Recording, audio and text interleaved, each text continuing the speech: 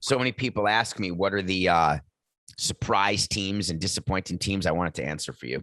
I wanted to focus a little bit more on the disappointing teams because it's cloudy and rainy today, so I feel that way. The number one surprise team, I think you'll all agree, the San Francisco Giants were 40-1, 4,000 plus 4,000 to win the NL West on April 1st. God, I wish I'd known. No one knew. They did it. The Rays won 100 games, first time in franchise history, after trading away Blake Snell, which everyone said, oh my God, can't do that. Well, the Rays won 100 games and won the AL East. The Astros are back winning without cheating, in theory. They won 95 games. They're my top three surprises. I couldn't come up with only three disappointments. I came up with four.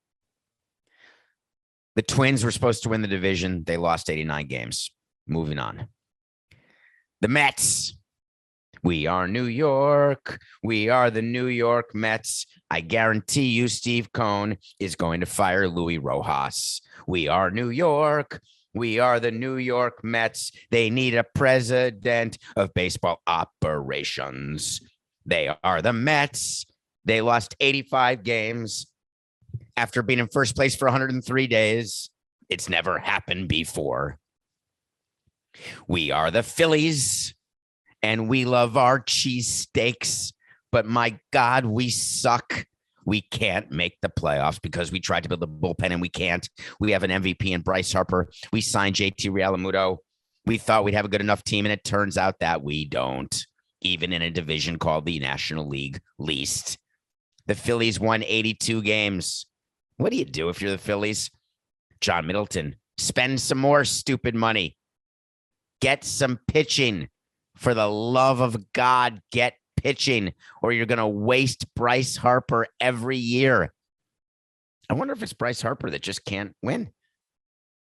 He may win his second MVP with nary a playoff run with the Phillies. But the number one most disappointing team, your 2021 offseason winners, the wonderfully inept San Diego Padres. I debated with Will Middlebrooks, all the baseball people at CBS, when the Padres got Darvish and Snell, Machado, they have Tatis. They're winning it all. They're going to unseat the Dodgers, who have won 8 straight NL West divisions titles. They're going to make it. Finally, we've come to the place where the Padres are good. Nope. The Padres won 79 games.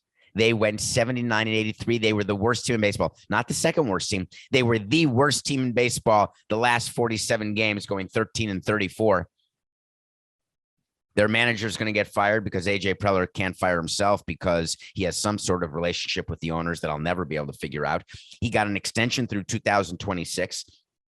All he does is spend his owner's money, then get rid of the players he gets, builds it up again, spends it again, but they never win. Do you know who else won 79 games?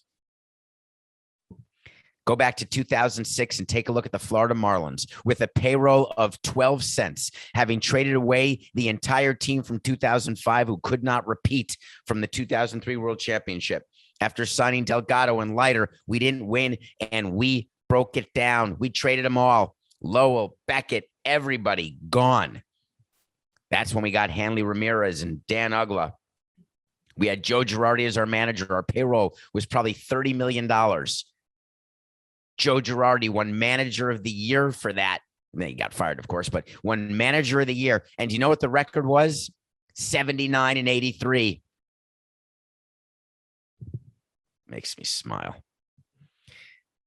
The team to watch for next year, there's two things that we have to watch for as we talk about as I look at 2022, knowing that October is my favorite postseason month. 3 teams of interest to me. I'm very interested to see if the Padres run it back, even though they probably will fire their manager. Are they going to try to do better than Snell and Darvish? Are they going to get a pen? Are they going to move one of Eric Hosmer, Will Myers? Will anyone take them? I'm watching to see, because for me, if the Padres fail again next year, another year of wasted of Machado, I don't know how you continue with that leadership. So I'm watching them. I'm watching my old team, the Miami Marlins, because the Marlins made the playoffs in 2020, and then they handed you the Kool-Aid, and they said, our rebuild is right here, right now. We are a playoff team. Now they made the playoffs in 60-game season. I'll give you that. They broke the streak that I created. I'll give you that. But they couldn't score. They had no offense. Their young pitching is getting more mature and therefore more expensive. And Derek Jeter took the microphone and said, we are going to be active in free agency. And then he said, active in conversations. Kim Ng, their general manager, said, we are going to be in the free agent market. All right, let's see what happens here. Let's see. But the Marlins, they lost 95 games. They couldn't score. And Jeter finished his 4th year. So he stopped blaming me. I know that you've seen this recently if you follow Jeter. Jeter was really good for the first 3.5 or 3 3/4 years, saying, hey, we had to fix what was broken here. You have no idea. We had to start all over. The team was an absolute disaster. The farm system stunk. The ballpark stunk. The players stunk, ignoring the fact that the Rookie of the Year candidate was drafted by us and all the other things that we did. But forget it. Guess what? He can't say it anymore. He's going into his 5th year. So I'm watching the Marlins. They just got to score runs. They don't score. When you score more runs than only the Pittsburgh Pirates, guess what? You're not going to win a lot of games. And the other team that we're watching next year is the erstwhile manager of the Houston Astros, who got fired for the garbage can scheme. AJ Hinch took the job after his suspension with the rebuilding Detroit Tigers. The Tigers, who I said would not be able to be good with Miguel Cabrera taking up so much of their payroll. They won 47 games 2 years ago in a full season. They won 77 games this year. I'm skipping 2020 because it's totally skippable. The Tigers are getting better and better. Are they good enough to catch the White Sox? I'm not saying no. It's going to be fascinating to see.